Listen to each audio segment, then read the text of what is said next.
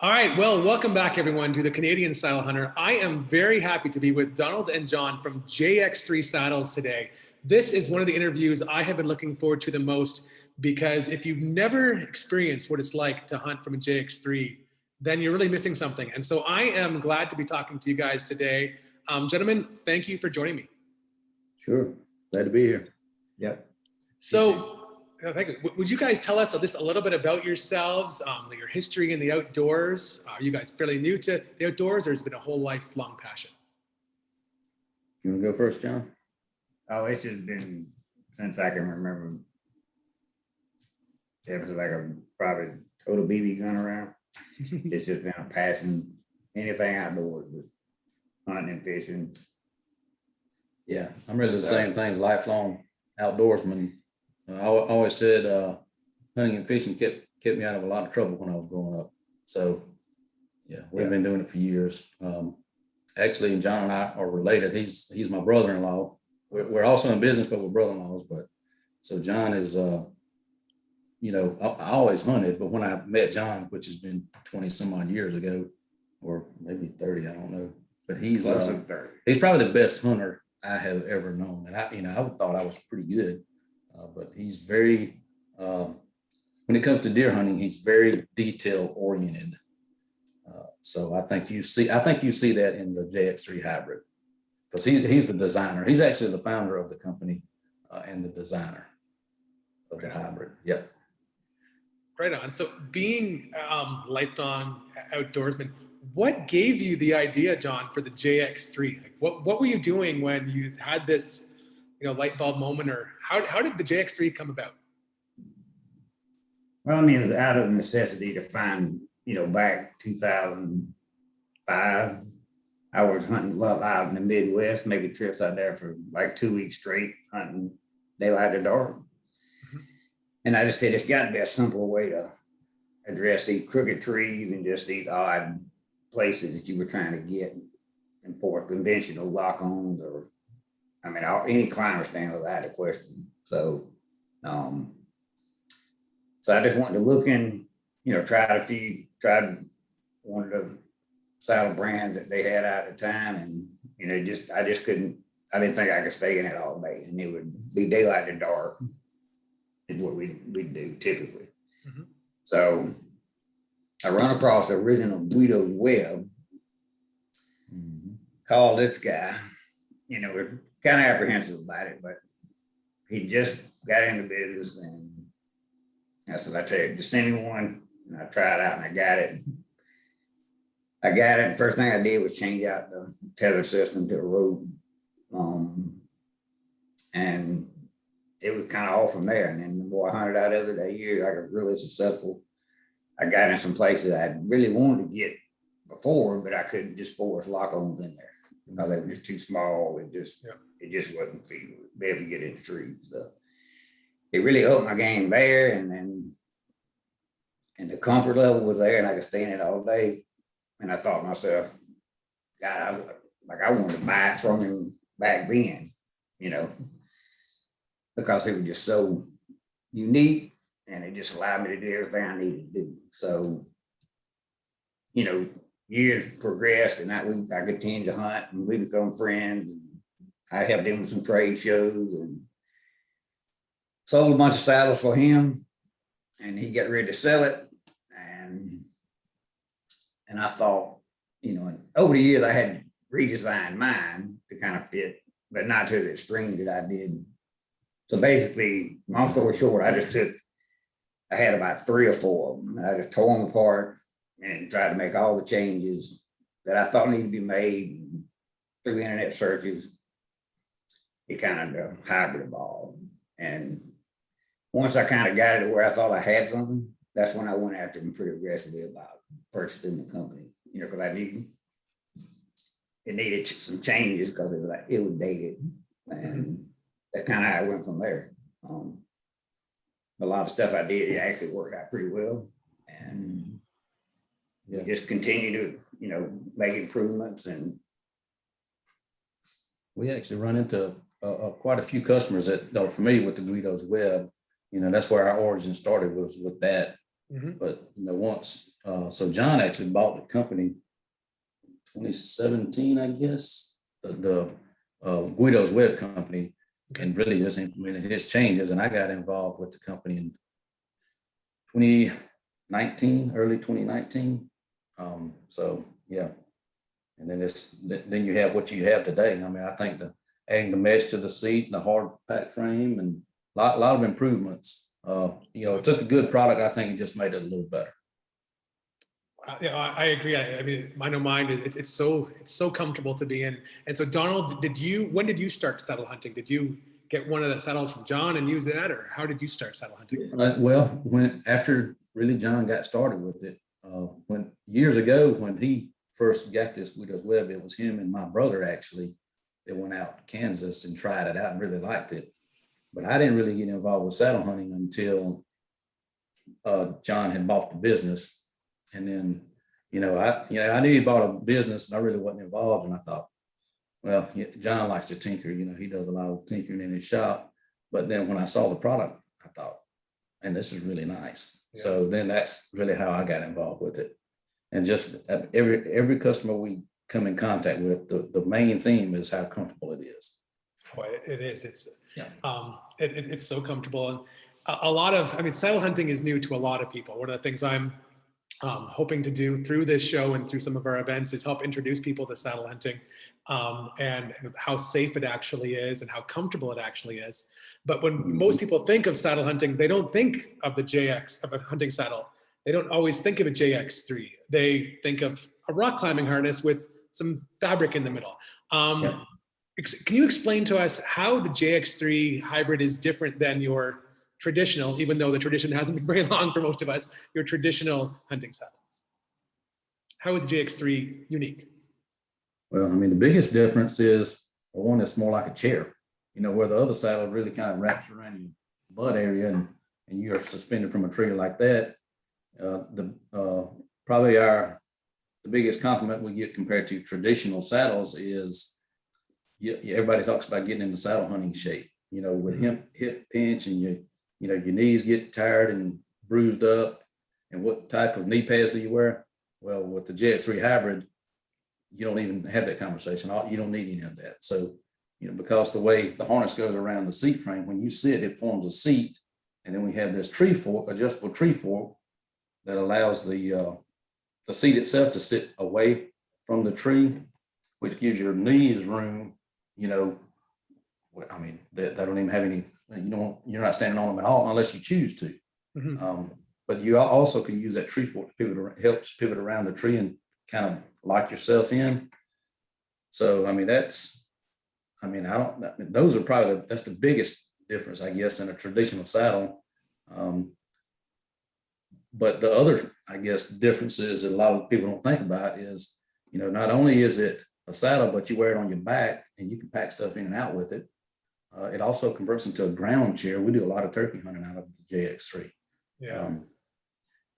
Whether we tether to the tree at ground level or just fold out and use the chair option, like a low profile chair option.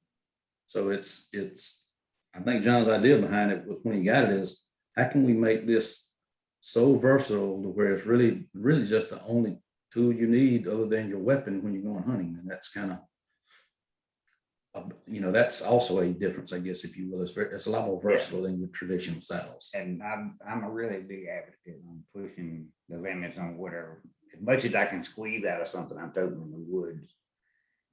It makes sense to try to make it multifunctional when you're there. So, and that's how we're going to try to continue to evolve and just make the products to where they do a lot of different things, but all of them well. Yeah. And not just gimmicky stuff. Yeah. We add accessories and whatnot.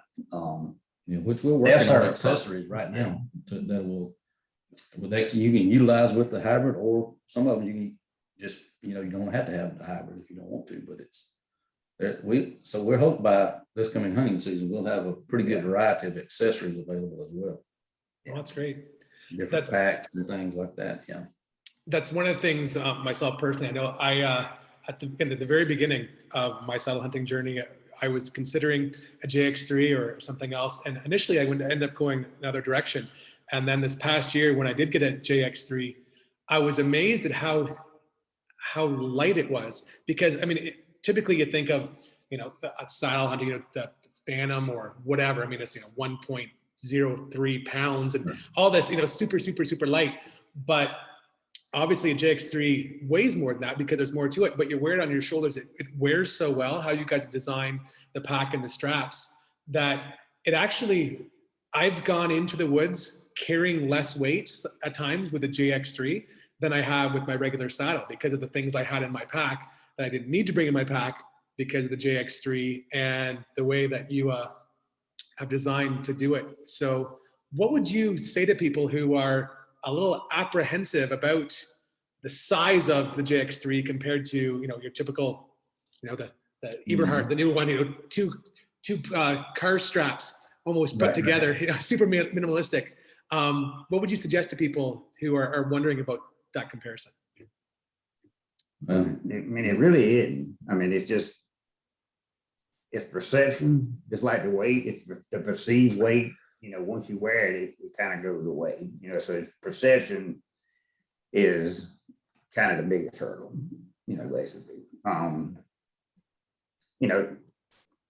The JX3, the tool, a soft saddle is just another tool for a certain situation. So, we're not the end all be all. I mean, my favorite place in the whole world is a box stand over Greenfield with my boys. Right? Yeah.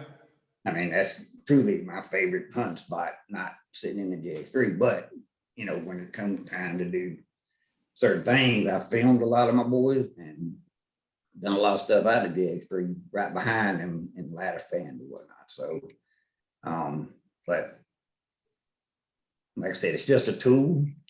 But in the end, it's one of those tools where when you take it in, if you go in blind, you find a place, you can set up on the ground, you can hook up to a tree, you can just slowly work your way in and kind of figure out. And then once you find that spot, I mean, really, you can just force this thing into any tree there he is and make it work.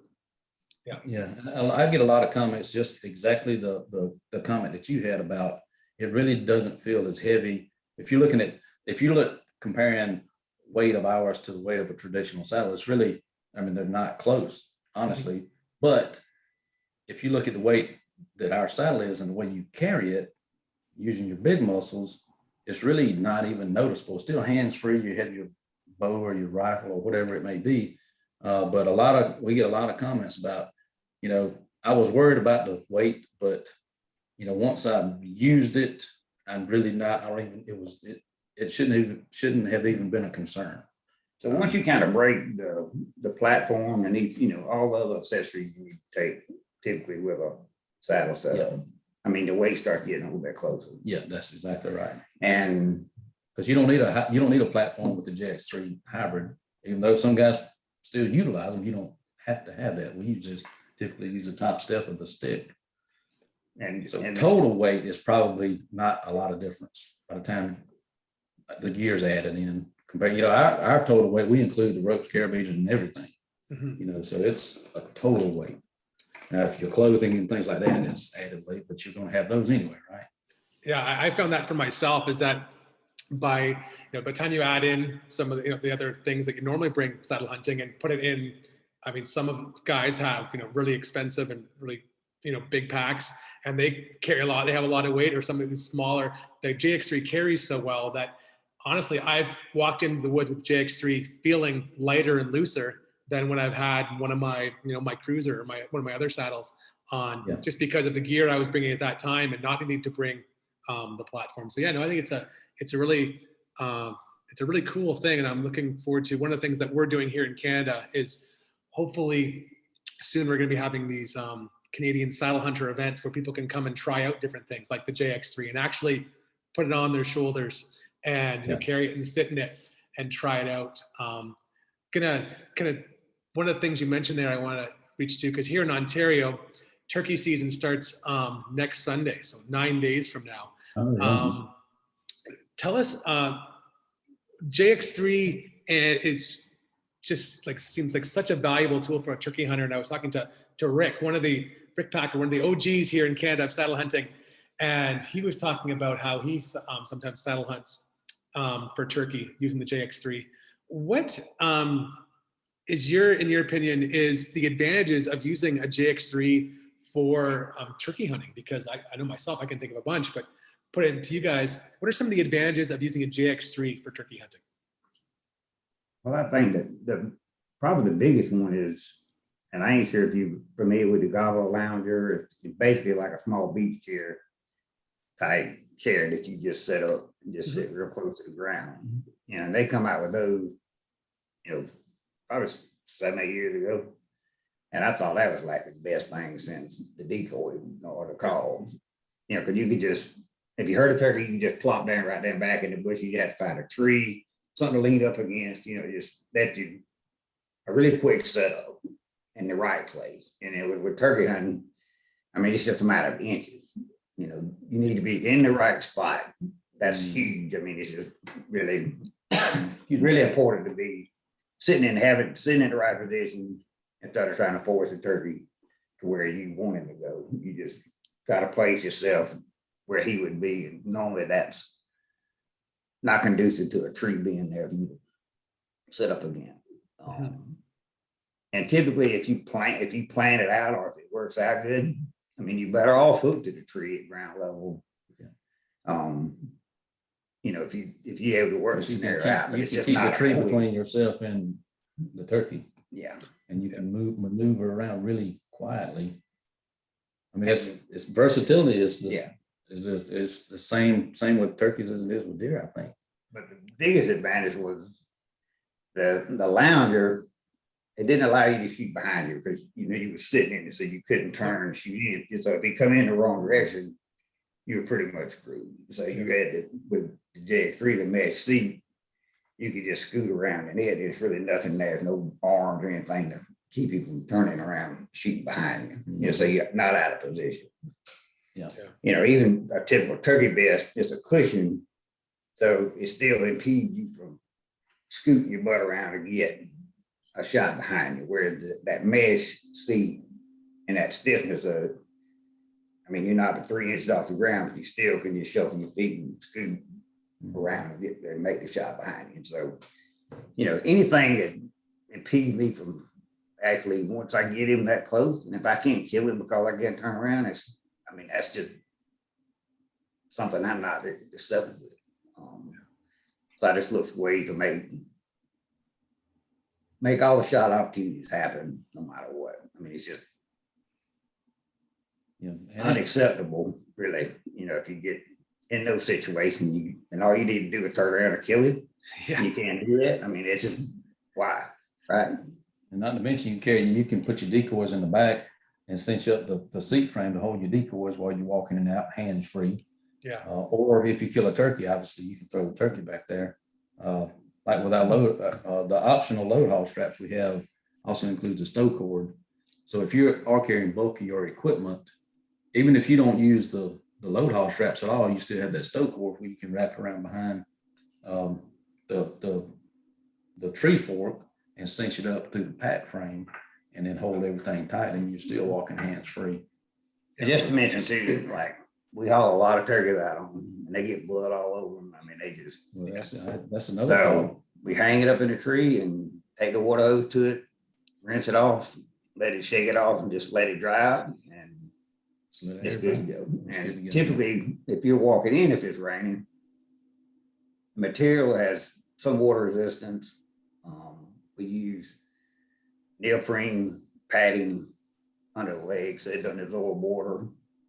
And so you got the mesh, so you got minimal water absorption there. So you basically could shake it off and still continue to hunt out of it. It wouldn't force you back to the truck. I think another huge advantage to the hybrid, which is good for turkey hunting as it is for deer hunting, is how quiet it is.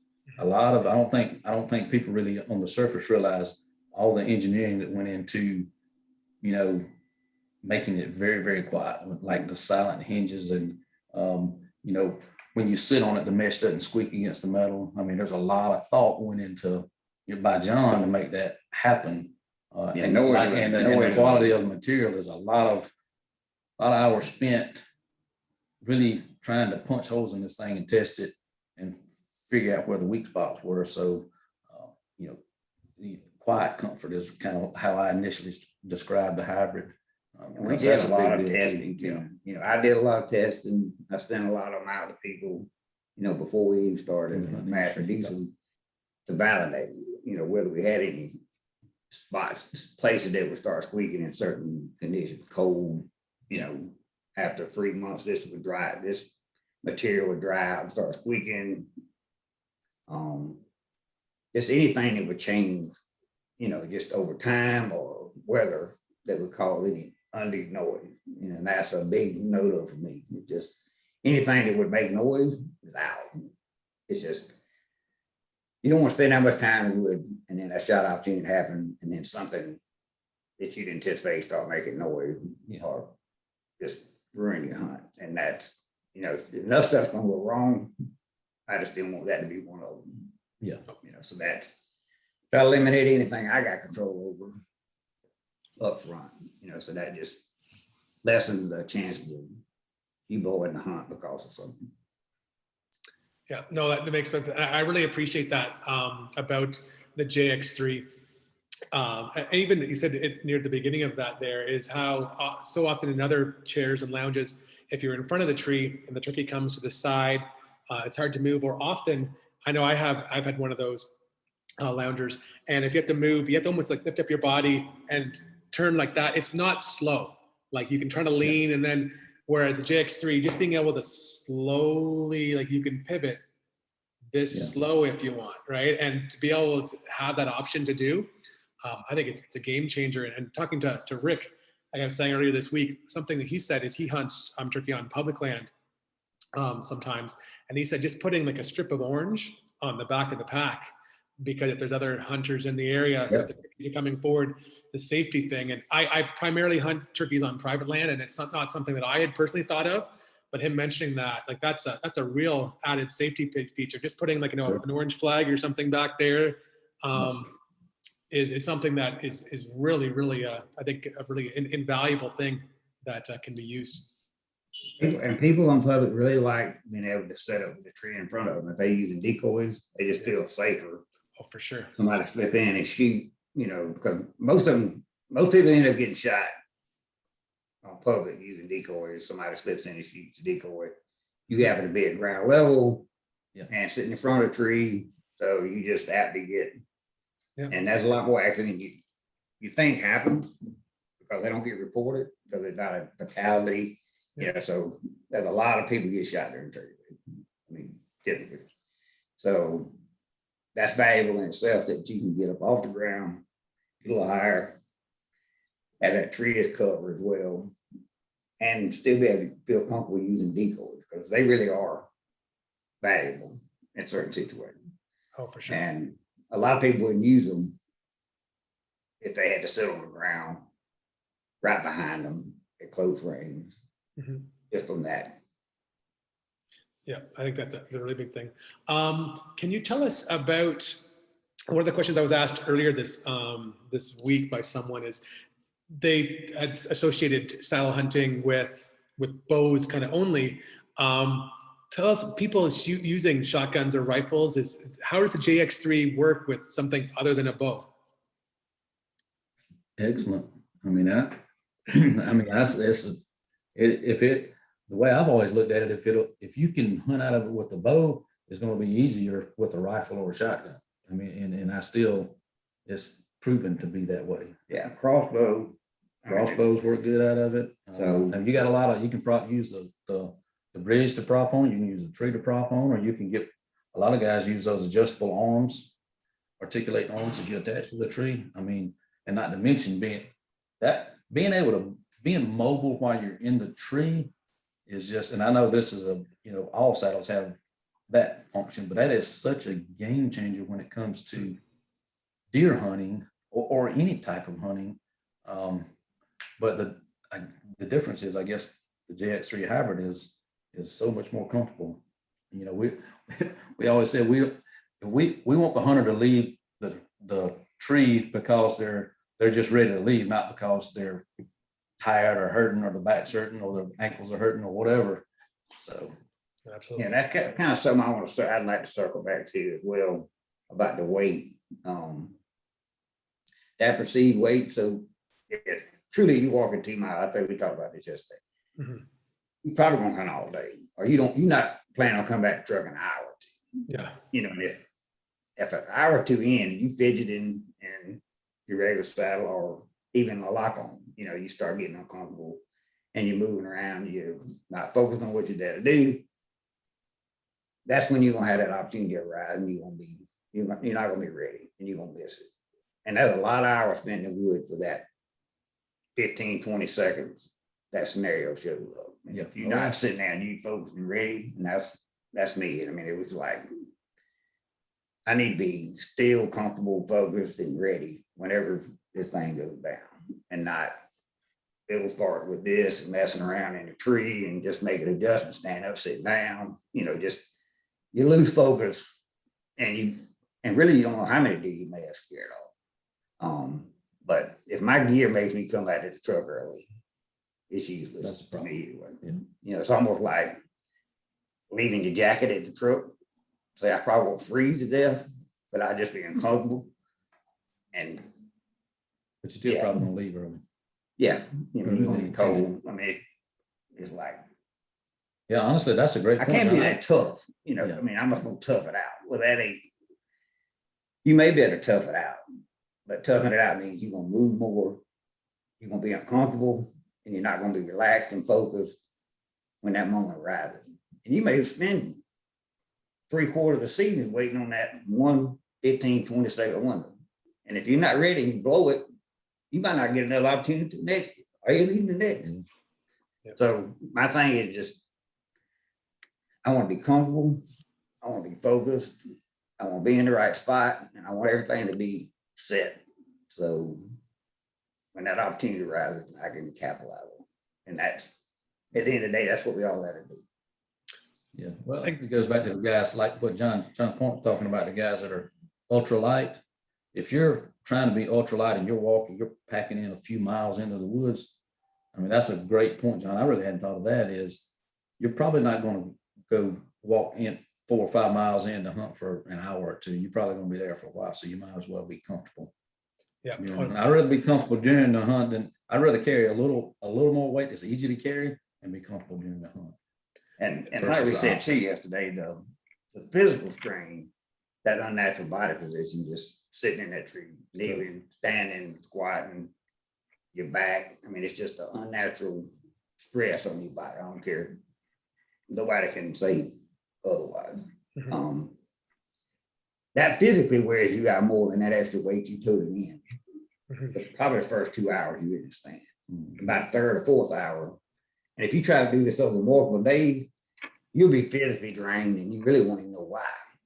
Mm-hmm. You know, but it's just that all I'm doing is sitting in a tree or just standing. I'm not, you know, exercising or anything really physical, but it's just that undue muscle strain.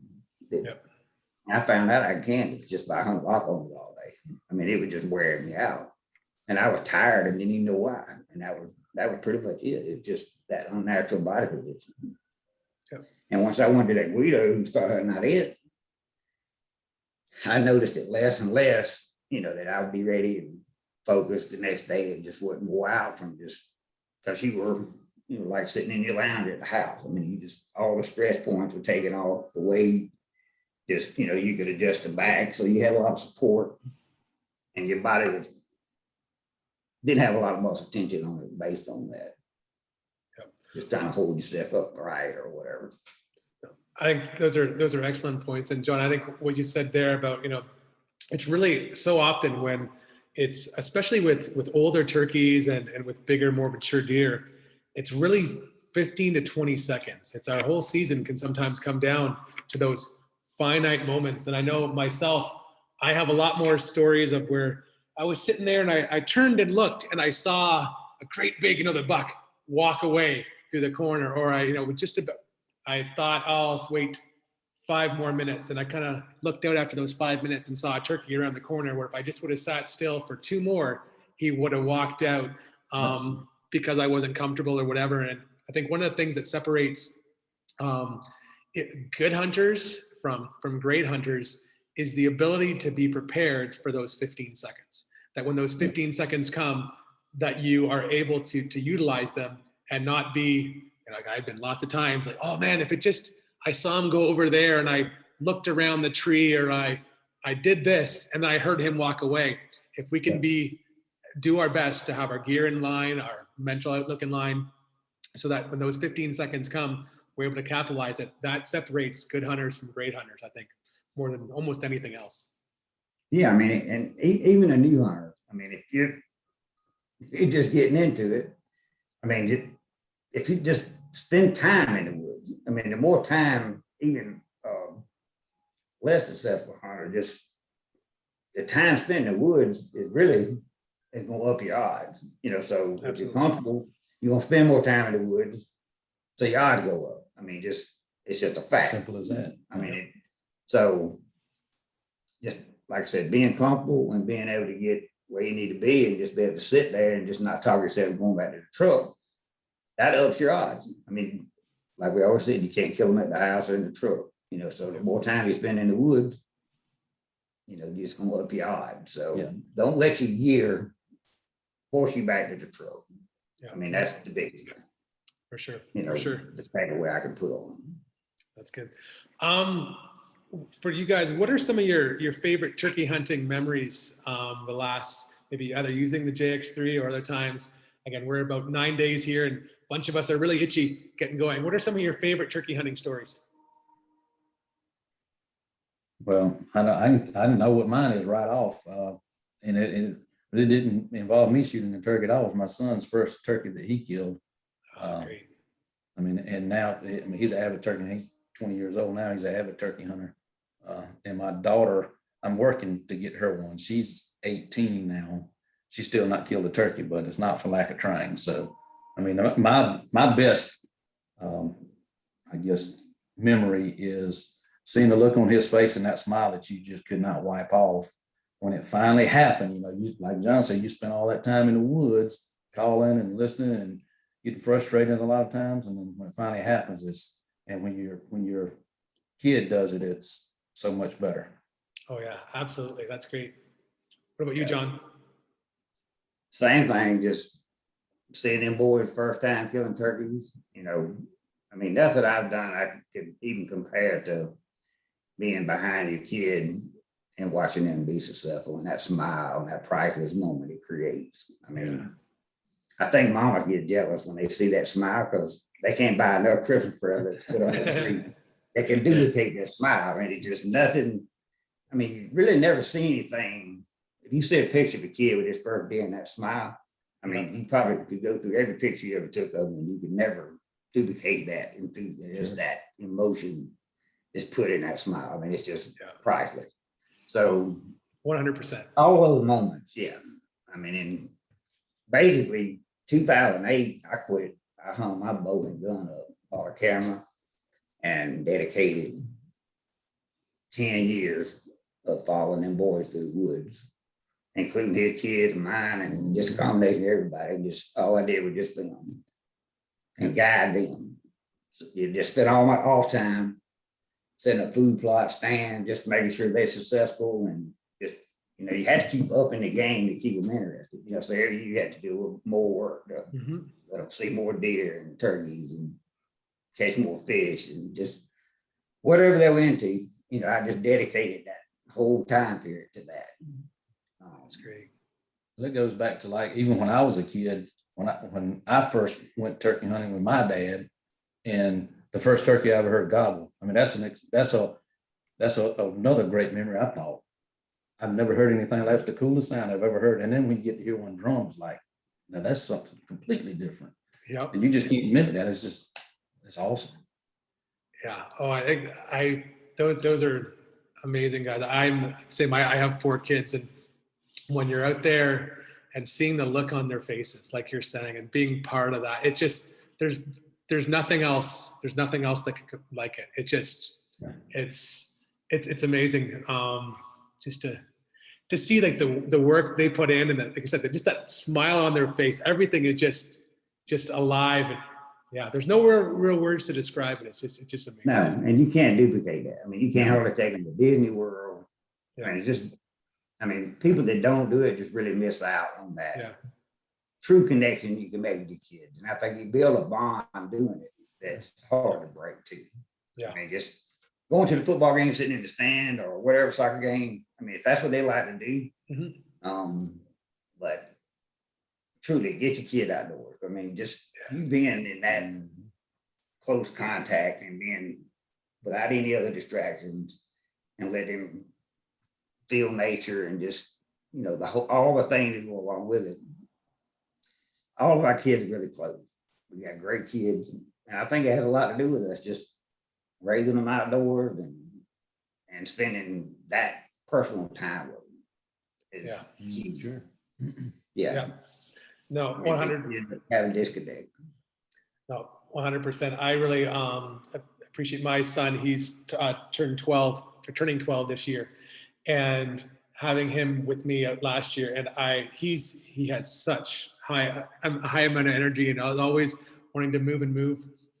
But actually, I had him in the JX3, and because it's more comfortable, and because if he just shimmies a little bit in there, he's not as big. It's the lack of noise and the more comfort. It made him be able to stay in the tree longer, and us to be able to do a couple longer hunts this year. And I really appreciate that, because that's, like you're saying, that's what it's about. It's, you know, being out in nature and being with your family and seeing those experiences and sharing those experiences. There's nothing else that could compare. It's near the end of last year, was hunting with them, and you know, seeing the deer come out and just watching his face. And I didn't shoot anything that night, but just sitting there and watching him, the deer go past, like, it didn't matter. Like, it didn't matter. I could have shot the biggest deer in my life, and that wouldn't have compared to just seeing the eyes, you know, this big as he watched, you know, the deer come out and get real close to where we were. And it's incredible. Oh, yeah. I mean, Great feeling. I mean, it's just, you can't, like I said, you can't duplicate those. No, you can't. I mean, what have you ever done if you've gotten that nervous and just shook? I mean, just created that. Yeah. Oh yeah. I mean, if you see a pretty girl or something, or do something really exciting, but you never had that, just that uncontrollable. Yeah. Nerve. You just come over your body like Still hard to control. Yeah. People miss out, you know, and I really try to tell them that. They just never will experience it, you know. I mean, you can get involved in sports and just college football or pro or whatever, just put all your stuff on, but you never have that self-satisfaction that you made it happen. You know, you got no control over how the game comes out. So in the hunting world, I mean, you create those scenarios and you have control and of your success and not. So you got some accomplishment part of it there. That's just, can't anybody take that away. No, just, yeah.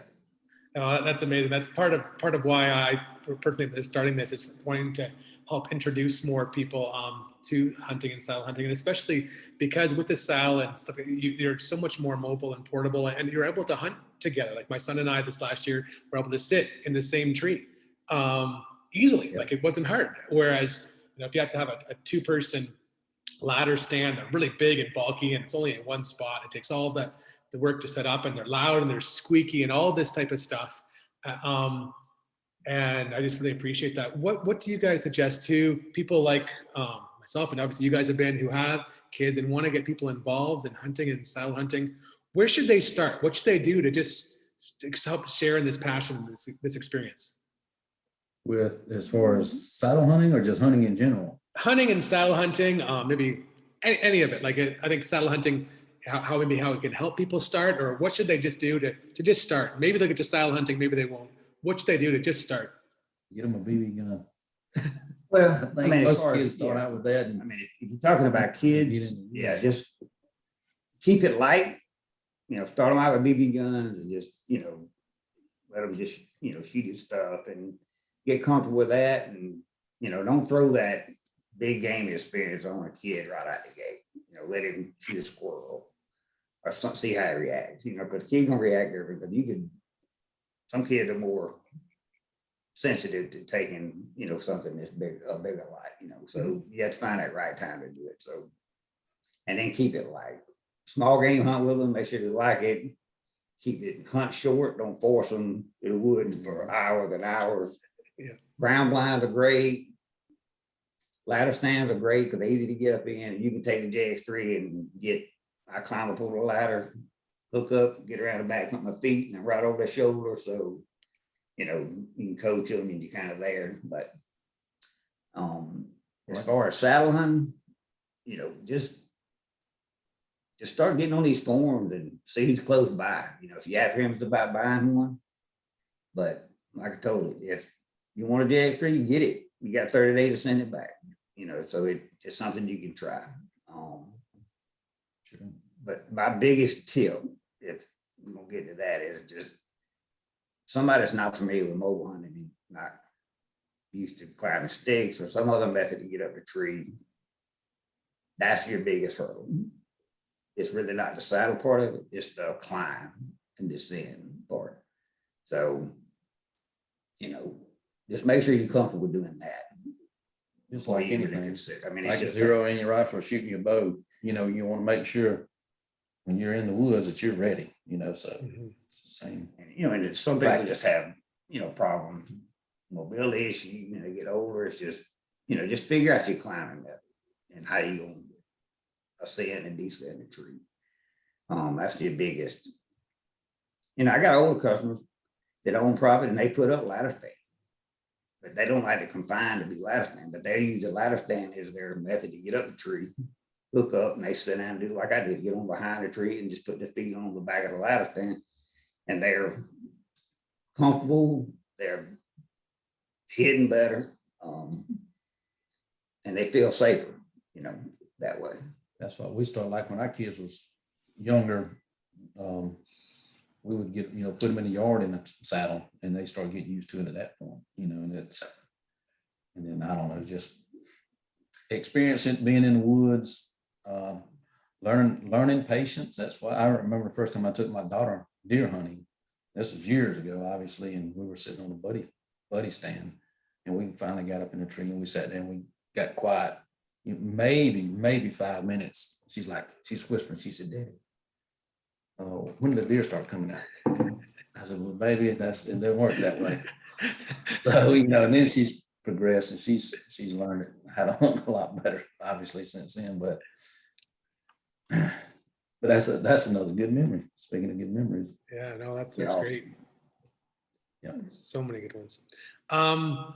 What way do you recommend people start climbing? Because there's so many ways out there and on the forums, and it could be endless. But what is, if someone's just starting out and wants to experience the comfort and safety of a JX3?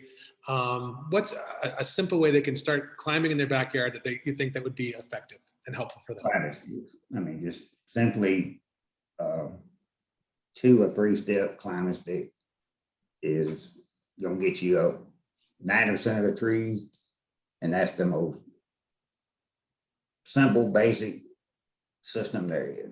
It just matter you figure out how to get the next one up and the next one up. But as far as just physical ability and just ease of use and really not hard to figure out, that's the most, and then you can progress from there. And that's how we learn. That's how we taught our kids. Same things in the yard, in a tree in the yard, and utilizing sticks and how to put them on, how to make sure they're set, things like that. And I tell guys that if you don't have a hybrid, if you don't have a saddle, I said, just if you got a safety on, if you ever bought a tree stand, you probably got a safety on.